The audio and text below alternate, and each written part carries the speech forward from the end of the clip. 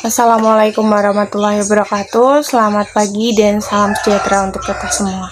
Yang terhormat Bapak Nana Kuzaini, SPDSI MPD, selaku dosen penguji. Yang saya hormati Bapak Muhammad Irfan Romasore, SPD MPD, selaku dosen pembimbing, dan teman-teman semua yang saya sayangi.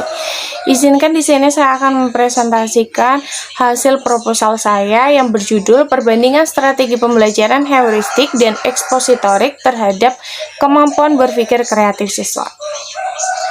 Adapun beberapa hal yang ingin saya bahas, yang pertama yaitu latar belakang.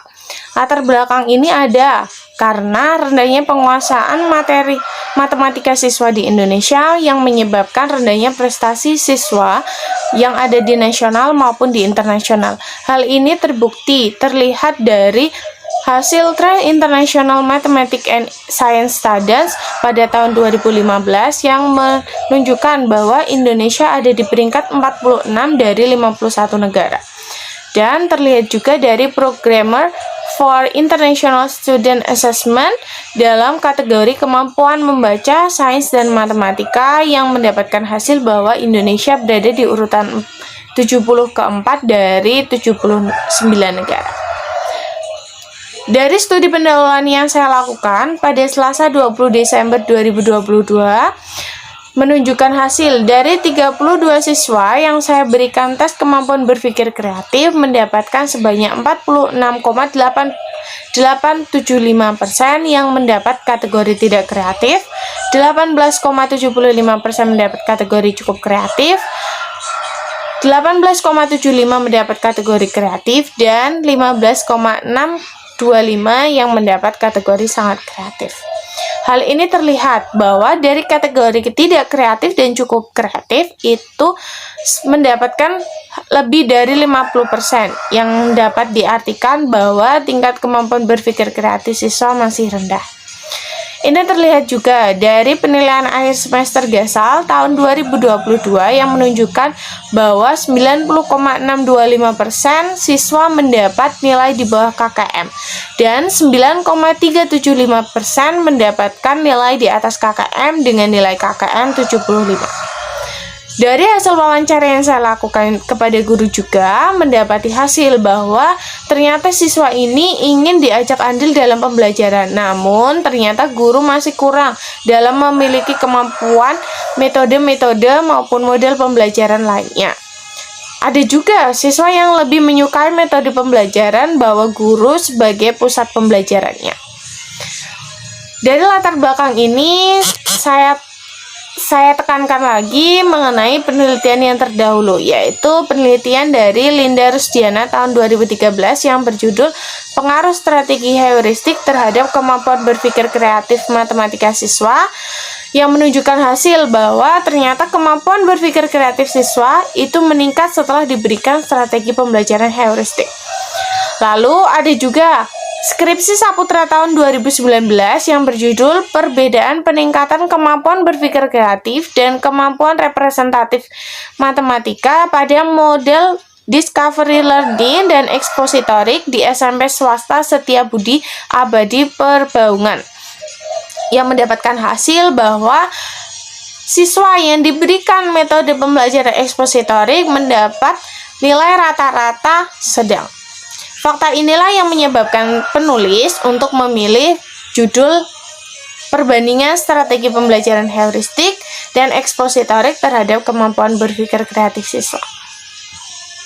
Dari latar belakang ini ada beberapa identifikasi masalah. Yang pertama, kurang tepatnya pemilihan metode konvensional.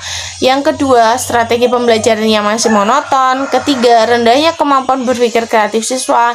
Keempat, kurangnya keterlibatan atau partisipasi siswa dalam pembelajaran. Kelima, rendahnya kompetensi matematika siswa. Yang keenam, siswa itu biasanya hanya mengikuti apa saja yang disajikan oleh guru. Dari beberapa identifikasi masalah ini, saya membatasi permasalahan. Yang pertama, kurang tepatnya pemilihan strategi pembelajaran. Yang kedua, masih rendahnya prestasi belajar. Yang ketiga, kemampuan berpikir kreatif siswa yang rendah. Dari batasan masalah tersebut, mendapatkan beberapa rumusan masalah. Yang pertama, apakah strategi pembelajaran heuristik itu efektif terhadap kemampuan berpikir kreatif siswa? Yang kedua, apakah strategi pembelajaran ekspositorik efektif terhadap kemampuan berpikir kreatif siswa? Dan yang terakhir adalah manakah yang lebih efektif antara strategi pembelajaran heuristik atau strategi pembelajaran ekspositorik terhadap kemampuan berpikir kreatif siswa? Adapun tujuan penelitian ini, yang pertama, untuk menguji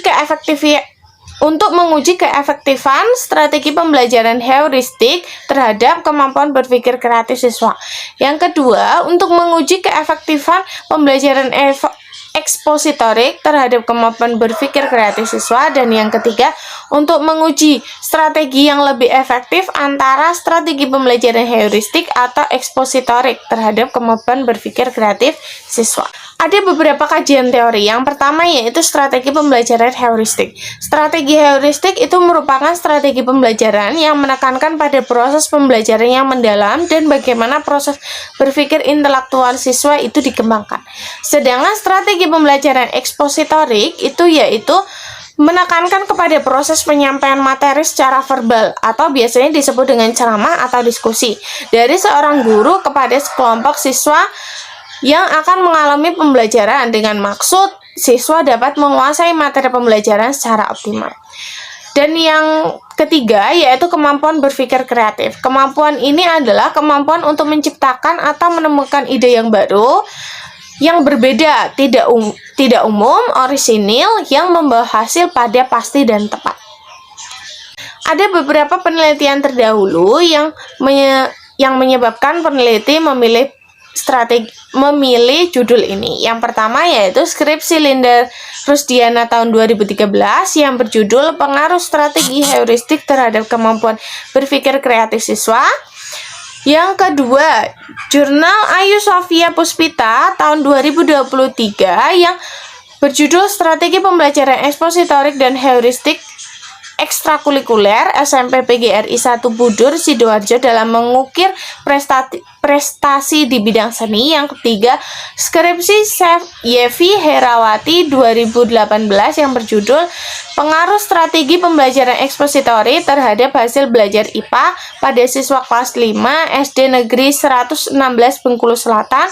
Dan yang terakhir yaitu skripsi Maya Aulia Larasati tahun 2020 yang berjudul Kemampuan Berpikir Kreatif Matematis Siswa Kelas 7 pada pembelajaran lab heuristik ditinjau dari keaktifan siswa. Kerangka berpikir saya yaitu masing-masing kelas diberikan strategi pembelajaran ekspositorik dan yang satu diberikan strategi pembelajaran heuristik. Dari beberapa strategi pembelajaran ini, mereka mengalami proses pembelajaran matematika yang mana diharapkan bahwa kemampuan berpikir kreatif siswa akan meningkat. Hipotesis penelitian ini yang pertama yaitu strategi pembelajaran ekspositorik itu akan berpengaruh terhadap kemampuan berpikir kreatif siswa. Yang kedua, strategi pembelajaran heuristik berpengaruh terhadap kemampuan berpikir kreatif siswa.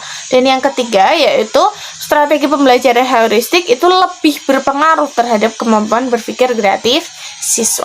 Untuk jenis penelitian yang saya lakukan yaitu kuasi eksperimen yang merupakan kegiatan percobaan yang bertujuan untuk mengetahui suatu gejala atau pengaruh yang timbul sebagai akibat dari adanya perlakuan tertentu. Untuk desain penelitian saya yaitu kelompok eksperimen 1 dan kelompok eksperimen 2 masing-masing diberikan pretest kemampuan berpikir kreatif. Untuk kelompok eksperimen 1 akan diberikan strategi pembelajaran heuristik, eksperimen 2 diberikan strategi pembelajaran ekspositorik, dan lalu keduanya pada akhirnya akan diberikan post-test tentang kemampuan berpikir kreatif. Waktu dan tempat penelitian di SMP Negeri 2 Godean yang berlokasi di Sawan Sidomoyo, Kecamatan Godean, Kabupaten Sleman, Daerah Istimewa Yogyakarta. Dan rencananya akan dilakukan pada bulan Januari 2023 sampai dengan Februari 2023. Untuk populasi dan sampelnya, populasi dalam penelitian ini adalah siswa kelas 8 SMP Negeri 2 Godean yang terdiri dari 4 kelas dan masing-masing berjumlah 32 siswa. Maka jumlah siswa kelas 8 14. Untuk sampel dari penelitian ini yaitu kelas 8D sebagai kelas eksperimen 1 dan kelas 8C sebagai kelas eksperimen 2, yang mana masing-masing kelas berjumlah 32 siswa, sehingga jumlah sampel untuk penelitian ini adalah 64 siswa. Analisis data yang saya lakukan, yang pertama yaitu teknik analisis deskriptif, yang kedua uji prasyarat analisis yang terdiri dari uji normalitas dan uji homogenitas, dan yang terakhir adalah uji hipotesis. Terima kasih, itu dia presentasi dari saya. Kurang dan lebihnya saya mohon maaf. Wassalamualaikum warahmatullahi wabarakatuh.